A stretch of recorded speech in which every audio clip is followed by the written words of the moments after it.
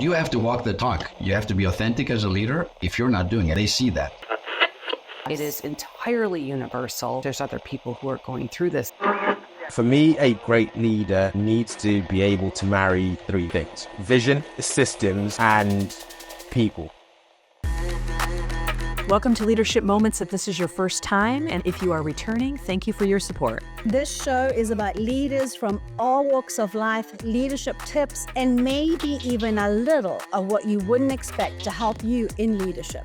We would appreciate it if you tell someone else about our podcast as we strive to support all leaders that want to just be better. Let's get on with the show. Today, our guest is Drew Ingle. Drew is an assistant director of a Fortune 100 financial services company and author of Pride Over Passion. While his passion has led to notable accomplishments in the business world, his professional purpose comes from inspiring and motivating others.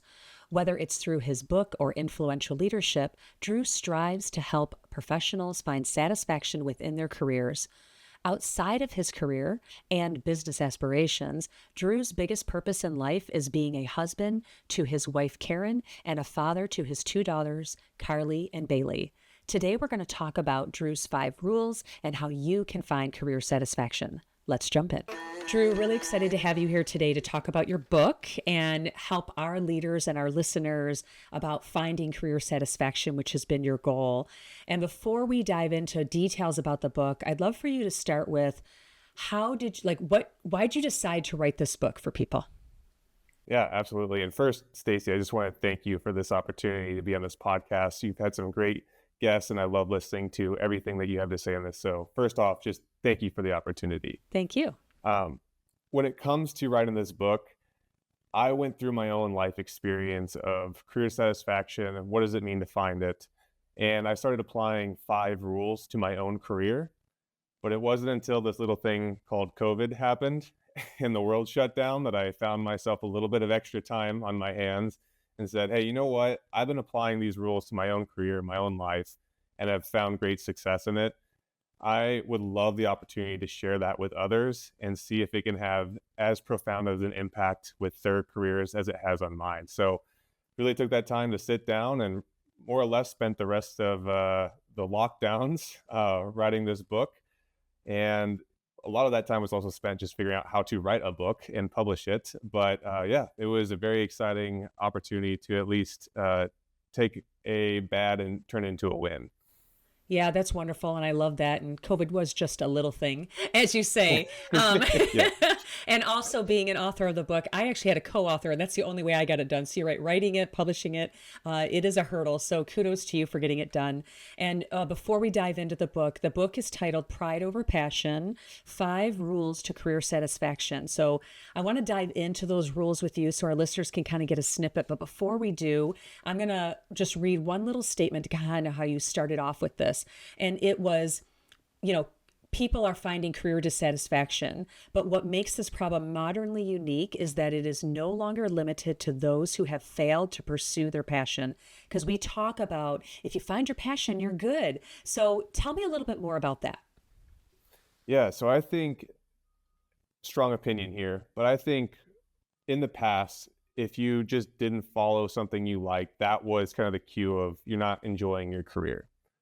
What I think is modernly unique is a lot of people are following what they believe is their passion or what they like, and then suddenly having this wall that they're hitting within that career saying, oh no, I'm not enjoying this. Did I not follow my passion? Did something go wrong? And they start questioning their instincts of maybe this isn't right. And that is what I believe is our modern opportunity to take a better and closer look at what does it mean to follow our passion, and how do you better enjoy consistently that passion? Yeah.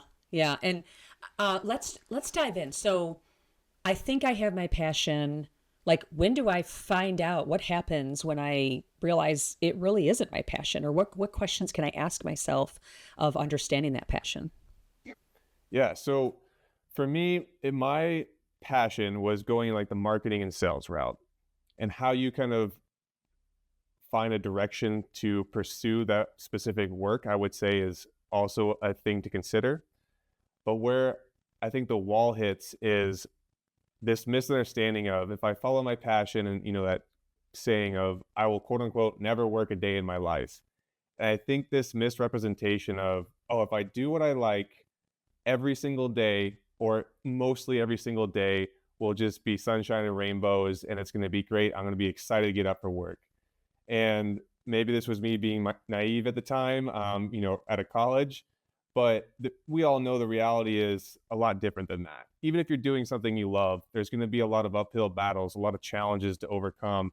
And I think the modern issue with that is we've put some unrealistic expectations on what our passion means to pursue. Meaning, so many people have this idea that, oh no, if I'm not enjoying what I'm doing most of the time, all of a sudden I must not be following my passion. And that's where I felt these 5 rules help us take a different mind shift into how to better approach our passion, so that we understand that it's not that we didn't follow our passion, it's that we need a better understanding of how to pursue our passion and enjoy it along the way.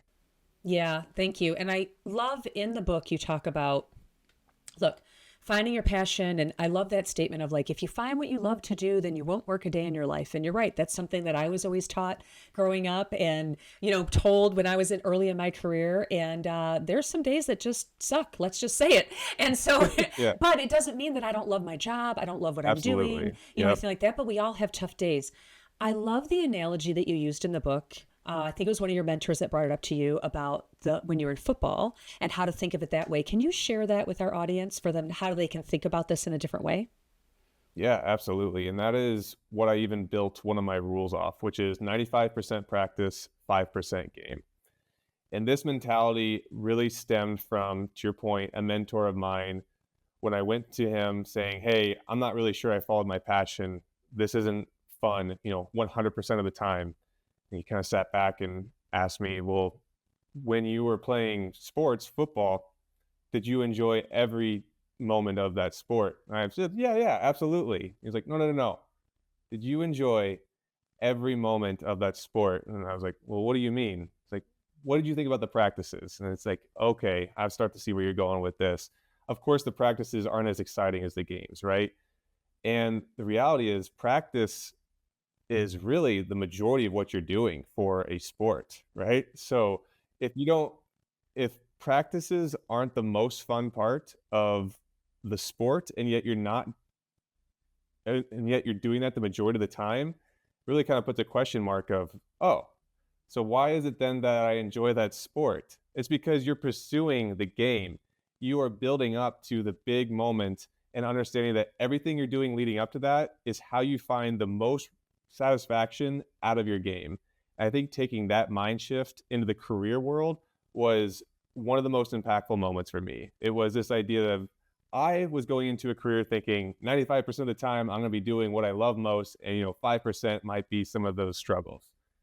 The reality is, if you have that kind of sports mentality and bring it to the career world, it's like, okay, 95% of my time could theoretically be digging deep and putting in the work to enjoy the big games of my career, the big project, the big milestone, whatever it is that you're trying to work towards. That's what makes it worth it. That's how you find career satisfaction. And yes, I'm glad you called that out, because that was, I think, a key mind shift that really helped me take a different perspective of what it means to follow my passion.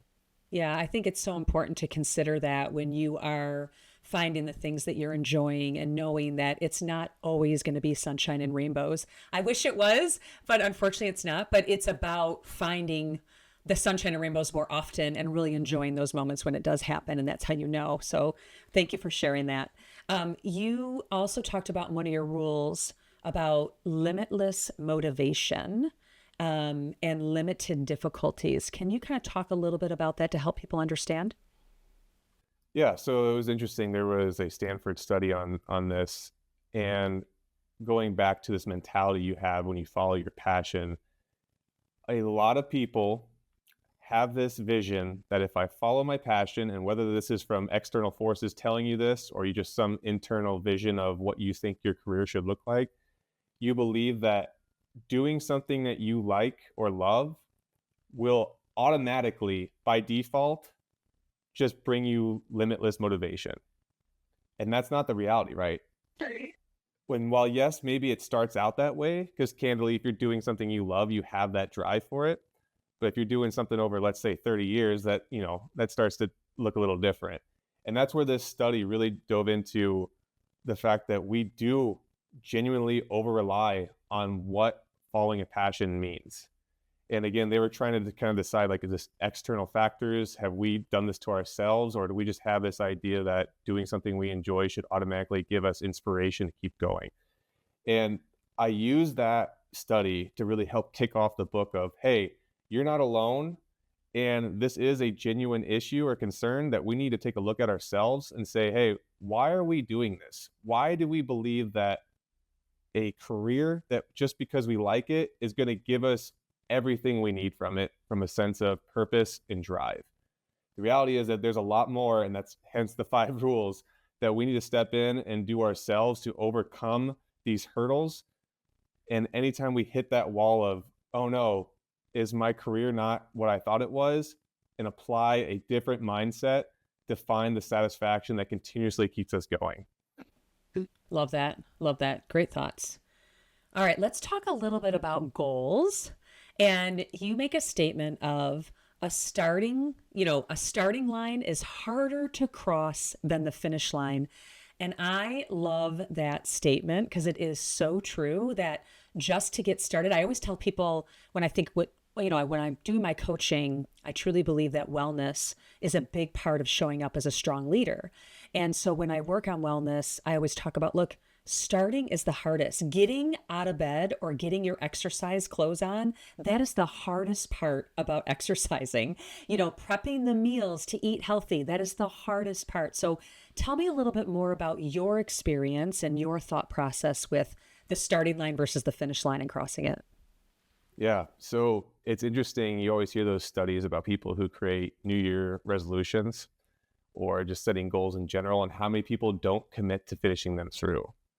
And I really think that stems from this idea that a starting line is harder to cross than a finish line, meaning most people, in my opinion, who set a goal think of it as they are at the starting line and all I have to do is just get to the finish line.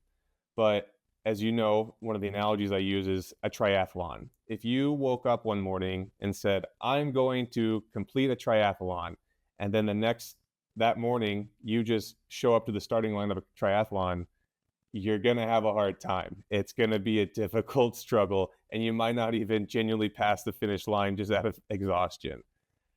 However, if you know for a fact you want to compete in a triathlon and cross that finish line, and you have the right understanding of what it takes to do that, you start training a year in advance. Maybe you start training and understanding that your current finish line is that starting line.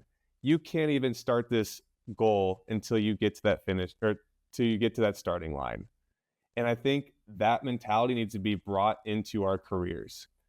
And when we understand that there's so much pre-work that needs to be done to even really start the race of our career or our passion or a project, whatever it is, it, again, all about a mindset. It allows us to better appreciate how to enjoy the journey. Because if you get on that starting line and just jump right into a project that you're not ready for, it's going to bring dissatisfaction into your life, right? But if you make sure you do all the pre-work, understand what it takes to just step on that starting line, you're building yourself up for success and the opportunity to have better satisfaction along that journey. I love that. Preparation is so important, and taking time every day, even if it's just 5 minutes around, okay, what is my goal today? What are the objectives that I want to try to do? And how did I achieve them? Looking at that at the end of the day, but really just pausing in life, because we always are running so fast, especially as leaders, of like, how do I want to show up? And what do I need to do to show up the way that I want to show up? So I love that. Really good thoughts there. Now, it's really interesting because when you're talking about goals, typically people go to the SMART goals, they go, more traditional things. You bring in a different way to kind of look at goals. So I'd love for you to explain the treasure chest goals. Yes.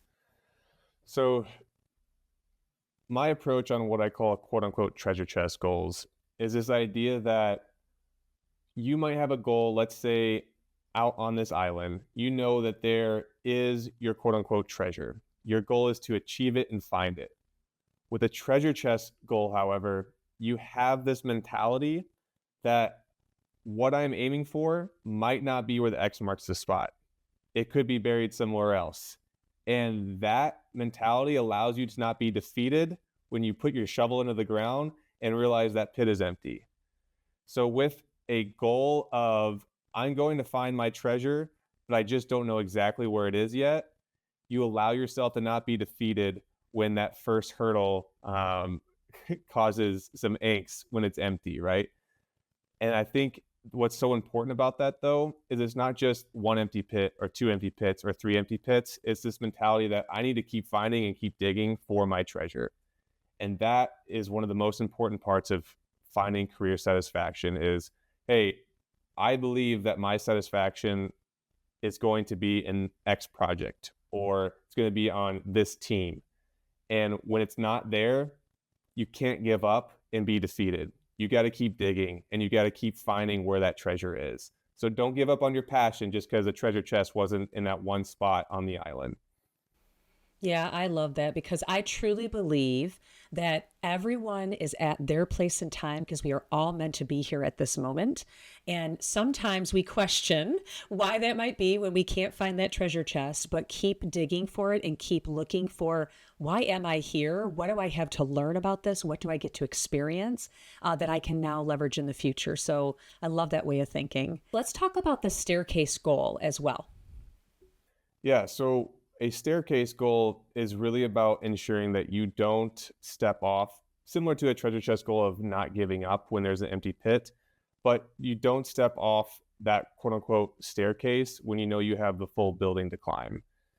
Meaning it can be very easy to say, I'm going to climb this building, and then all of a sudden you get a quarter or halfway up, and all of a sudden that exit door looks very tempting. And you say, you know what? I think my satisfaction is good enough to step off at X floor. And maybe when you step off on that floor, you find that satisfaction. Maybe you do find reward and pride in getting as far as you did. But the point of this specific goal is you are robbing yourself of even greater satisfaction by not completing the journey that you set out to accomplish. And that's really what this goal is, or that specific goal is really trying to entail, is when you set a large goal, don't sell yourself short because you're only robbing yourself of the greater satisfaction that you can achieve. So again, think of this in the sense of a project or working with a team. You might blame this on your passion for not being what you thought it was to bring the satisfaction you were looking for. But when you push yourself even further than you imagined to accomplish something within your passion, you're going to walk away with that pride to really enjoy what you're doing. And again, I think as long as you really push yourself to what you truly accomplished to set out, it's going to bring further satisfaction than you ever imagined. Yeah, there's so much proof that when you do vision boards and you set your goals, first set your goals and then like times it by 10 or times it by 100, whatever that is. And a lot of times you actually go past that a number that you times it by just by setting those goals. So definitely stretch yourself and don't doubt yourself, because I'm telling you, if you set that, you absolutely can do it. I totally agree with you. Love that. All right. You talk about how do you enjoy the unenjoyable? Let's talk about that. Yeah. So as we kind of mentioned at the beginning, there's going to be those rainy days in paradise, right? There's going to be certain projects that just do not fit your vision of your career. You said, I didn't sign up for this. This isn't what I wanted to do. And that's really where you have to figure out, am I just not going to enjoy this? Or am I going to figure out how to find that satisfaction over it? And that's really where pride over passion comes into play. You have to figure out, of that work, what is it that I can take pride in and say, I accomplished this. I am proud of what I overcame, and I'm proud of the work that I did, because that is where you find your satisfaction.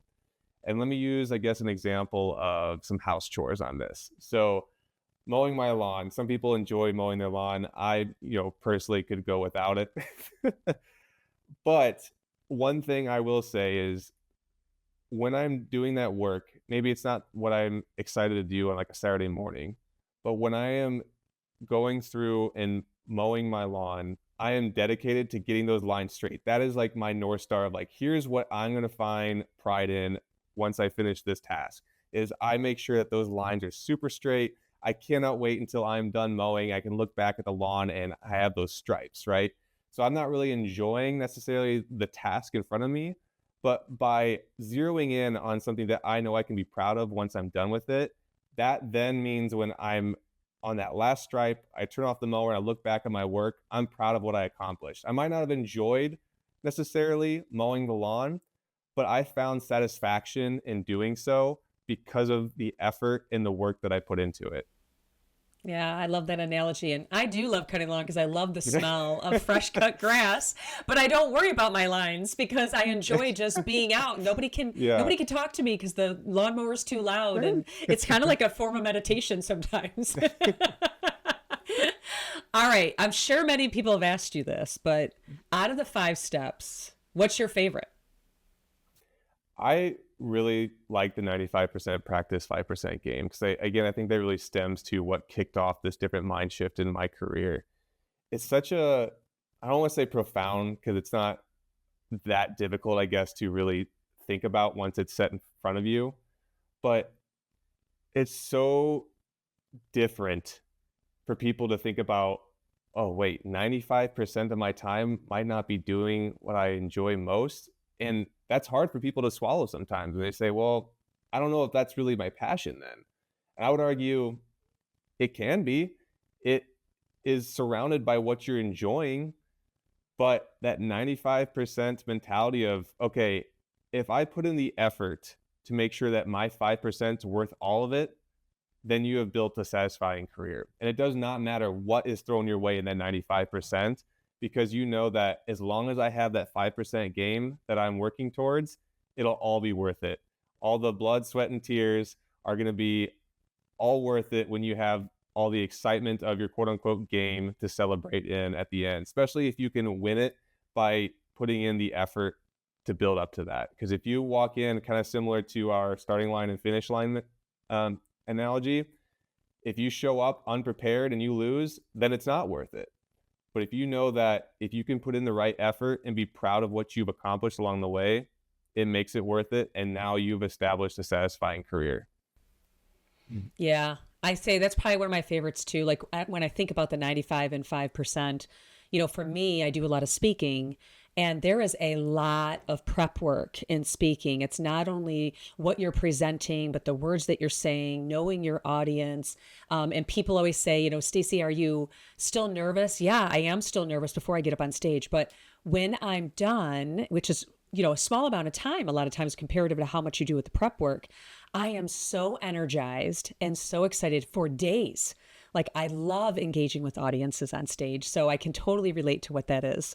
Very interesting.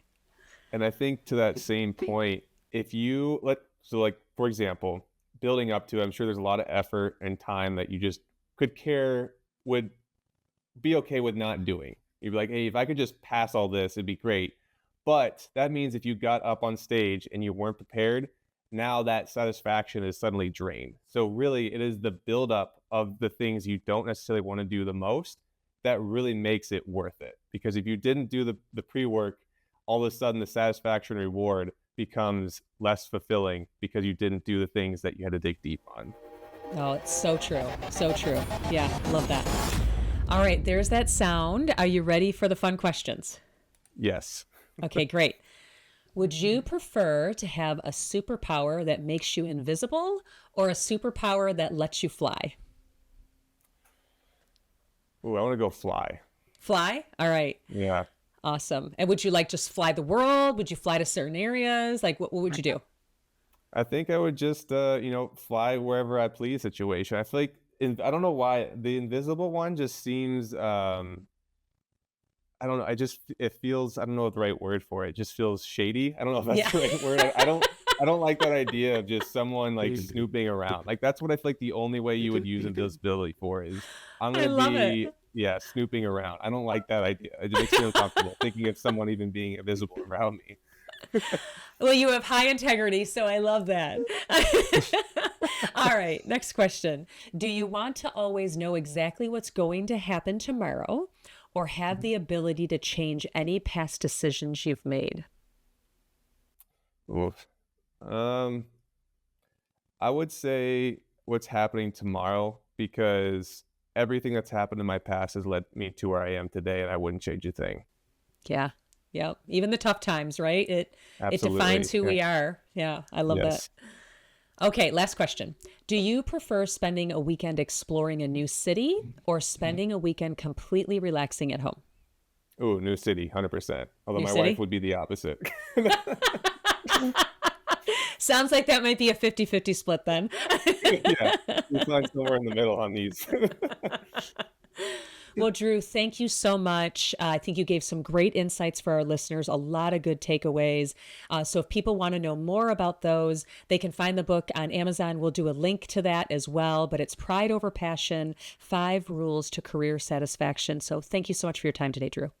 Thank you, Stacy. If you enjoyed the show, please go to leadershipmomentspodcast.com to subscribe to the podcast or on your favorite player, as well as follow us on Instagram and LinkedIn. You can also send us a message on what you like and don't like, or what guest you want us to have on the show. So until next time, This is Stacy Castor, and what doesn't challenge you won't change you. and I'm Tracy Ann Palmer. Be the change you wish to see in the world.